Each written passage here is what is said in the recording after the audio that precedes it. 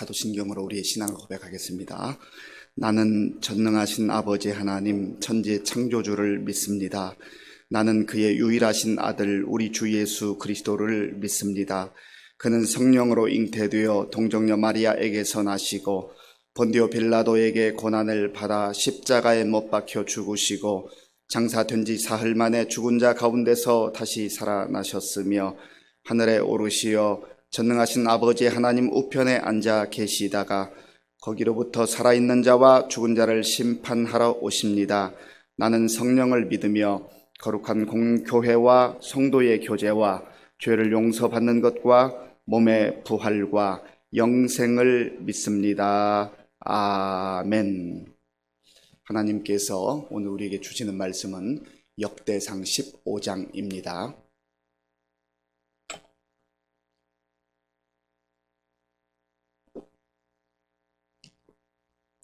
구약 성경 633쪽 역대상 15장 말씀을 교독하겠습니다. 다윗이 다윗성에서 자기를 위하여 궁전을 세우고 또 하나님의 궤를 둘 곳을 마련하고 그것을 위하여 장막을 치고 다윗이 이르되 레위 사람 외에는 하나님의 궤를 맬 수 없나니 이는 여호와께서 그들을 택하사 여호와의 궤를 메고 영원히 그를 섬기게 하셨음이라 하고 다윗이 이스라엘 온 무리를 예루살렘으로 모으고 여호와의 궤를 그 마련한 곳으로 메어 올리고자 하여 다윗이 아론 자손과 레위 사람을 모으니 그가 자손 중에 지도자 우리엘과 그의 형제가 120명이요 무라리 자손 중에 지도자 아사야와 그의 형제가 220명이요 게르솜 자손 중에 지도자 요엘과 그의 형제가 130명이요 엘리사반 자손 중에 지도자 스마야와 그의 형제가 200명이요 헤브론 자손 중에 지도자 엘리엘과 그의 형제가 80명이요 오시엘 자손 중에 지도자 암미나답과 그의 형제가 112명이요 다윗이 제사장 사독과 아비아다를 부르고 또 레위 사람 우리엘과 아사야와 요엘과 스마야와 엘리엘과 암미나답을 불러 그들에게 이르되 너희는 레위 사람의 지도자이니 너희와 너희 형제는 몸을 성결하게 하고 내가 마련한 곳으로 이스라엘의 하나님 여호와의 궤를 메어 올리라. 전에는 너희가 매지 아니하였으므로 우리 하나님 여호와께서 우리를 찢으셨으니 이는 우리가 규례대로 그에게 구하지 아니하였음이라 하니 이에 제사장들과 레위 사람들이 이스라엘 하나님 여호와의 궤를 메고 올라가려 하여 몸을 성결하게 하고 모세가 여호와의 말씀을 따라 명령한 대로 레위 자손이 채에 하나님의 궤를 꿰어 어깨에 매니라. 다윗이 레위 사람의 어른들에게 명령하여 그의 형제들을 노래하는 자들로 세우고 비파와 수금과 제금 등의 악기를 울려서 즐거운 소리를 크게 내라 하매 레위 사람이 요엘의 아들 헤만과 그의 형제 중 베레야의 아들 아삽과 그의 형제 무라리 자손 중에 구사야의 아들 에단을 세우고 그 다음으로 그들의 형제 스가랴와 벤과 야시엘과 스미라못과 여이엘과 운니와 엘리압과 분하야와 마세야와 마따디야와 엘리플레후와 믹네야와 문지기 오벳 에돔과 여이엘을 세우니 노래하는 자 헤만과 아삽과 에단은 노체금을 크게 치는 자요 스가랴와 아시엘과 스미라못과 여이엘과 운니와 엘리압과 마세야와 분하야는 비파를 타서 알라못에 맞추는 자요 마따디야와 엘리블레후와 믹네야와 오벳 에돔과 여이엘과 아사시아는 수금을 타서 8째 음에 맞추어 인도하는 자요 레위 사람의 지도자 그나냐는 노래에 익숙함으로 노래를 인도하는 자요 베레캬와 엘가나는 궤 앞에서 문을 지키는 자요 제사장 스바냐와 요사밧과 느다넬과 아미세와 스가랴와 분하야와 엘리에셀은 하나님의 궤 앞에서 나팔을 부는 자요 오벳 에돔과 여히야는 궤 앞에서 문을 지키는 자이더라. 이에 다윗과 이스라엘 장로들과 천부장들이 가서 여호와의 언약궤를 즐거이 메고 오벳 에돔의 집에서 올라왔는데 하나님이 여호와의 언약궤를 맨 레위 사람을 도우셨으므로 무리가 수송아지 7마리와 수장 7마리로 제사를 드렸더라. 다윗과 및 궤를 맨 레위 사람과 노래하는 자와 그의 우두머리 그나냐와 모든 노래하는 자도 다 세마포 겉옷을 입었으며 다윗은 또 배 에봇을 입었고 이스라엘 무리는 크게 부르며 뿔나팔과 나팔을 불며 재금을 치며 비파와 수금을 힘있게 타며 여호와의 언약궤를 메어 올렸더라. 여호와의 언약궤가 다윗 성으로 들어올 때에 사울의 딸 미갈이 창으로 내다보다가 다윗 왕이 춤추며 뛰노는 것을 보고 그 마음에 업신 여겼더라. 아멘. 역대상하는 이스라엘 백성들이 이제 나라를 빼앗기고 바벨론의 포로로 사로잡혀 갔다가 이제 돌아온 후에 그 유다 왕국의 후손들이 아무런 희망 또 새로운 소망 없이 참 현실을 보면서 좌절하고 있을 때에 만왕의 왕이신 하나님께서 사랑하셨던 이스라엘 백성들, 특별히 유다 왕국을 중심으로 이제 하나님의 언약이 여전히 유효하다, 살아있다 하는 것을 들려주면서 소망을 가지라. 하나님을 다시금 바라보라. 예배에 집중하라. 무너진 예배를 회복하라 하는 그런 내용이 중심을 이루고 있습니다. 그래서 이 역대기 상하를 읽을 땐 특별히 다윗이라고 하는 인물을 중심으로 다윗 왕조, 하나님의 언약을 받았던 그러한 하나님의 나라를 상징하는 다윗의 왕조가 다시금 무너진 성전을 재건해야 되는 그러한 입장에 있는 이 이스라엘 후손들에게 옛날 영광스러웠던 그 다윗 왕국, 특별히 하나님을 경외하고 또 하나님의 성전을 준비하는데 온 힘을 기울이고 그리고 이제 그의 아들 솔로몬 때에 성전이 세워져서 하나님께 영광 돌려지는 그 예배의 영광을 다시금 회복해야 된다 하는 것을 강조하고 있습니다. 그런 측면에서 이제 13장에서 우리가 보았던 것처럼 다윗이 하나님의 궤를 기럇 여아림 아비나답의 집에서 예루살렘 성 다윗 성으로 옮기려고 1차 시도를 했었습니다. 그런데 그때 다윗이 참 좋은 마음으로 좋은 의도로 열심을 가지고 지도자들을 모으고 백성들을 모아서 하나님의 궤를 옮기기 시작했지만 그러나 열심은 앞섰는데 그 뜻은 좋았는데 그러나 하나님 말씀에 따라서 하지 않았다고 했습니다. 이스라엘 백성들에게 하나님께서 주신 여러 가지 사명이 있는 특별히 레위 지파를 통하여서 성막에서 일할 수 있는 그런 특권을 부여해 주셨습니다. 그리고 그 중에서도 이 하나님의 궤, 법궤를 메는 것은 고앗 자손들이 어깨에 메고 옮겨야 된다고 그렇게 말씀을 하셨습니다. 그런데 이들은 새 수레에 그 하나님의 궤를 올려놓고 그렇게 옮겼죠. 너무나 새로운 방식이지 않습니까? 아주 세련된 방식, 멋있는 방식. 그래서 하나님께서 말씀하셨음에도 불구하고 그를 간과한 겁니다. 소홀히 여긴 겁니다.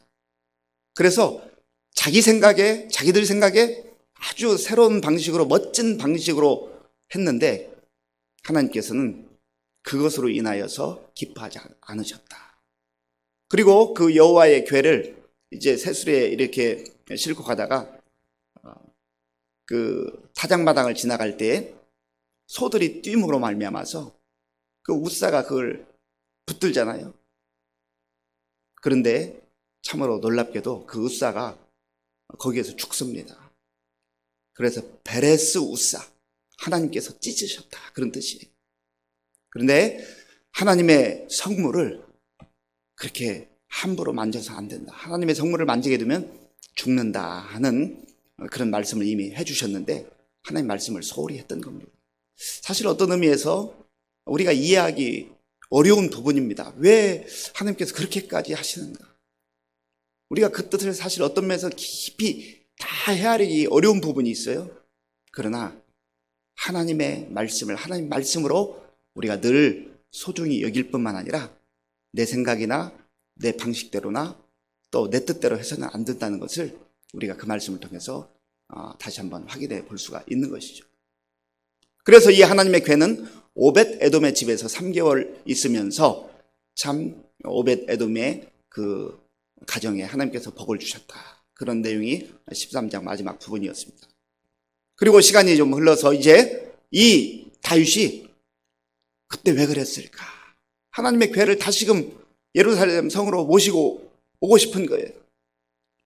이 단순히 괴 자체의 어떤 무슨 신통한 능력이 있어서 그런 것이 아니라 하나님의 임재의 상징이기 때문에 그 다윗의 마음이 담겨 있는 것이죠. 그래서 마치 하나님을 모셔오는 그 마음으로, 그 심정으로 다시금 곰곰이 되돌아보면서 이번에는 내 열심도 중요하지만 내 뜻도 중요하지만 그러나 하나님의 뜻을 다시금 헤아릴 뿐만 아니라 하나님의 말씀대로 해야 되겠다.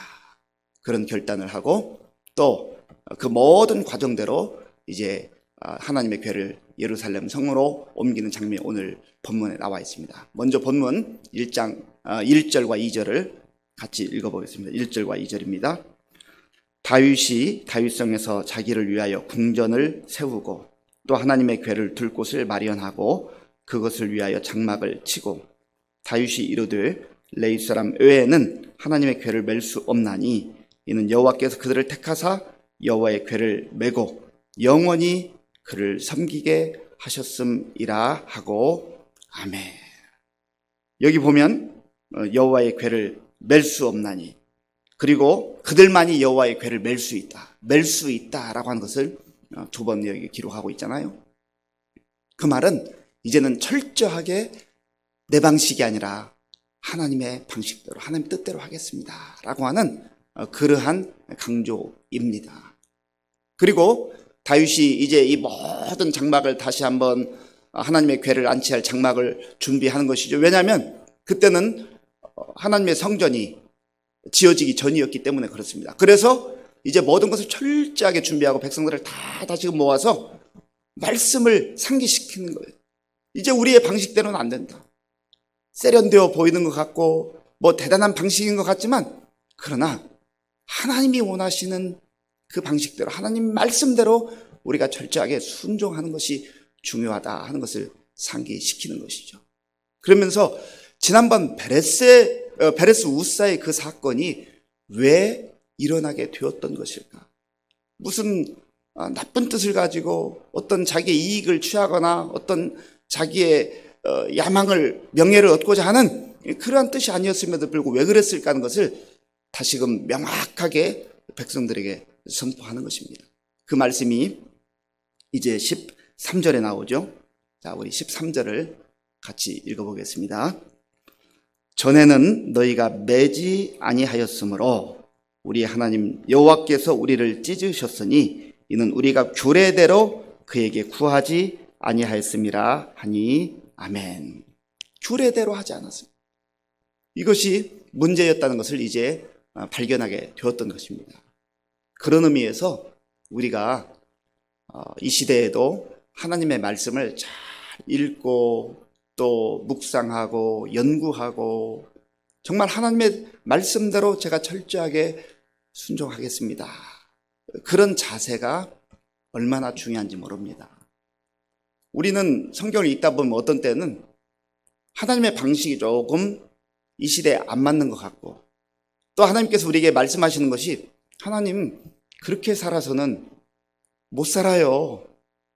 그렇게 항변할 때가 있습니다. 예를 든다면 오른밤을 때리는 자에게 왼편도 내주라고요? 하나님 이런 방식으로 살아서 되겠습니까? 그러면 다 망해요. 사람들이 바보라고 놀려요. 그렇게 사는 사람이 없어요. 뭐 그런 말씀들이 많이 있잖아요. 아니 원수를 사랑하라고요? 사실 참 이 말씀 속에 우리가 많은 묵상할 내용이 있습니다. 내 가까이에 있는 내 가족도 사랑하기 어려울 때가 많은데 원수까지 사랑하라고요? 그런데 그것이 바로 하나님 나라의 정신이고, 그것을 예수님께서 친히 우리에게 보여주신 것이 바로 예수님의 그 생애 아닙니까? 그것이 바로 하나님의 나라의 가치요, 하나님 나라의 방식이라는 거예요. 그러니까 세상 방식과는 전혀 다른 방식으로, 세상 가치와는 전혀 다른 가치로 사는 것이 그리스도인의 삶이다. 바로 그러한 삶이 새로운 피조물로서의 삶이라 하는 것을 말씀하고 있는 것입니다. 그런 의미에서 우리가 문자적으로 하나님의 말씀을 잘 받아들이는 것도 중요하지만, 그보다 더 중요한 것은 그 말씀 안에 담겨 있는 하나님의 그 뜻이 무엇일까, 하나님의 말씀의 의미가 무엇일까를 늘 깊이 깨닫고 또 그 말씀대로 사는 것이 정말로 복된 삶이다 하는 것입니다. 그래서 사람들 눈에 볼 때는요, 그것이 좀 맞지 않는 것처럼 보일 수 있어요. 그러나 그럼에도 불구하고 세상의 방식이 아니라, 많은 사람들이 좋다고 하는 방식이 아니라, 그리고 내가 선호하는 방식이 아니라 철저하게 저는 하나님의 뜻대로 하겠습니다. 그래서 여기 보면은 규례대로, 우리가 규례대로 그에게 구하지 아니하였습니다. 규례라는 게 바로 하나님의 말씀 아닙니까? 하나님의 말씀대로 이제는 철저히 하겠습니다. 그러한 의미였던 것입니다. 그리고 이들이 다시금 몸가짐과 마음가짐을 새롭게 하는 모습이 14절에 나오는데요. 우리 14절 그리고 15절을 같이 읽겠습니다. 14절과 15절입니다. 이에 제사장들과 레위 사람들이 이스라엘 하나님 여호와의 궤를 메고 올라가려 하여 몸을 성결하게 하고, 모세가 여호와의 말씀을 따라 명령한 대로 레위 자손이 채 하나님의 궤를 꿰어 어깨에 매니라. 아멘.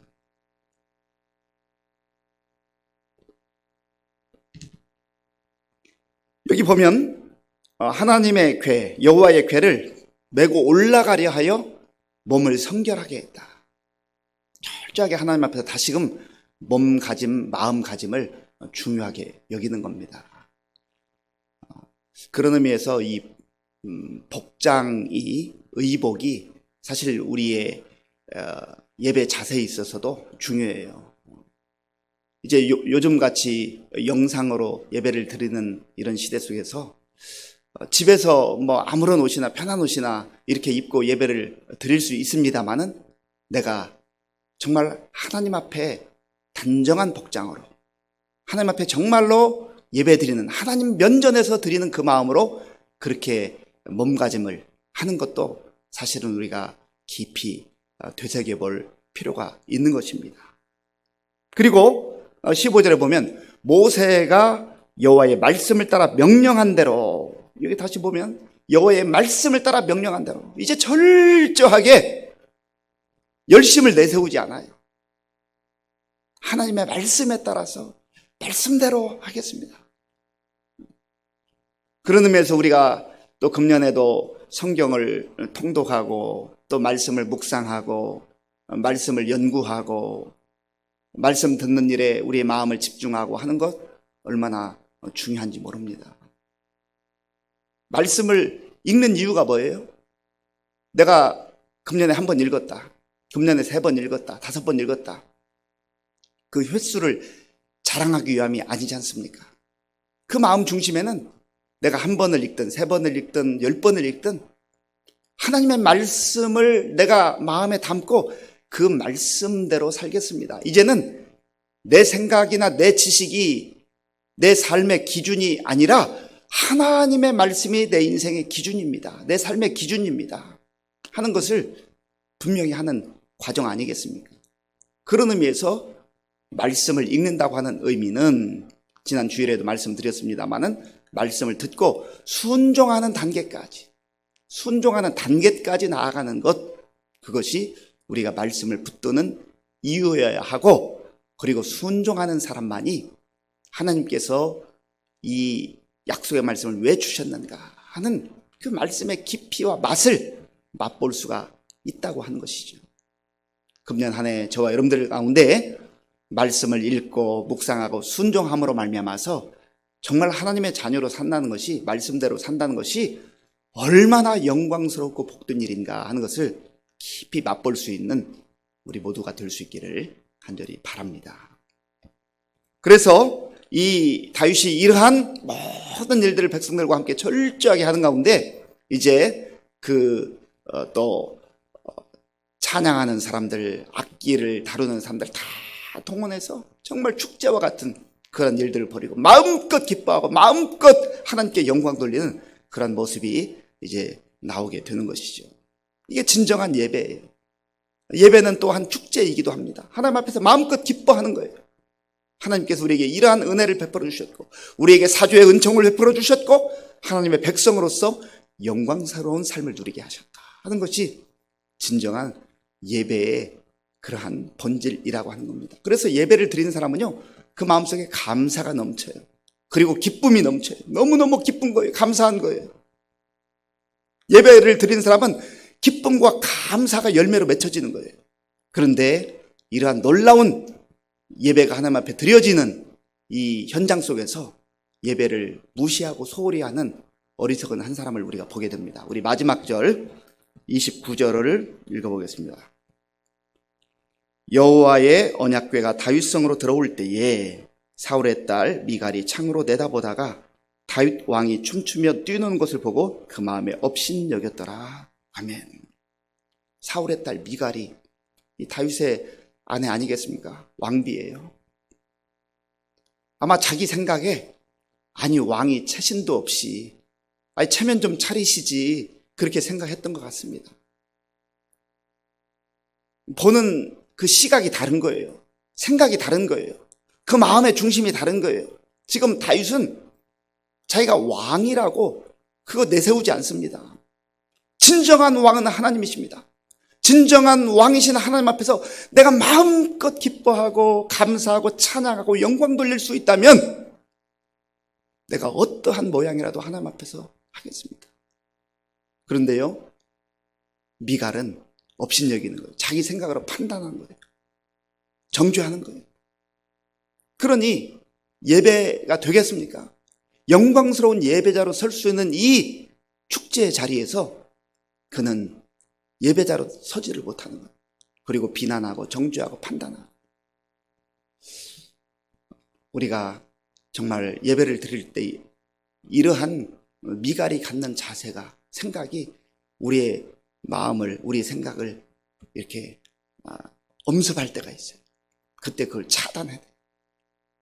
다른 사람이 정말로 정성껏 예배 드리는 걸 보면 그걸 보면서 본받고 정말로 예배자로 저렇게 영광스럽게 마치 그 순진한 천진난만한 어린아이처럼 하나님 앞에 저렇게 서는구나.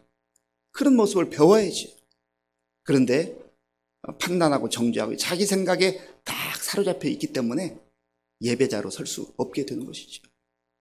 사랑하는 성도 여러분, 오늘 우리가 이 본문을 통하여서 우리의 예배 생활을 다시 한번 점검할 수 있기를 바랍니다. 하나님 앞에서 나는 철저하게 내 생각, 내 방식, 또 사람들이 추구하는 그런 방식이 아니라 하나님의 말씀대로, 말씀에 따라서 예배자로 살아가고 있는가. 예배할 때에, 예배 드릴 때 전심을 다해요. 춤추고 또 내 모든 힘을 다해서 하나님께 영광 돌리고 있는가. 행여라도 내가 미갈과 같이 내가 오래된 그 습관이나 내 생각에 사로잡혀서 판단하고 그렇게 어리석은 자로 살아가고 있지는 않은가. 이 말씀을 마음에 깊이 새기셔서 정말 하나님 앞에 온전한 예배자로 살아갈 수 있는 저와 여러분들이 될 수 있기를 간절히 바랍니다. 기도하겠습니다. 아버지 하나님, 감사합니다. 오늘 역대상 15장을 통하여서 우리에게 보여주신 것처럼 우리가 철저하게 하나님의 말씀을 붙들게 하시고 말씀 따라 살아가면서 예배자로, 하나님이 기뻐 받으시는 예배자로 살아가는 우리 모두가 되게 하여 주시옵소서. 예수님의 이름으로 기도하옵나이다. 아멘. 주기도문으로 예배를 마치겠습니다. 하늘에 계신 우리 아버지, 아버지의 이름을 거룩하게 하시며 아버지의 나라가 오게 하시며 아버지의 뜻이 하늘에서와 같이 땅에서도 이루어지게 하소서.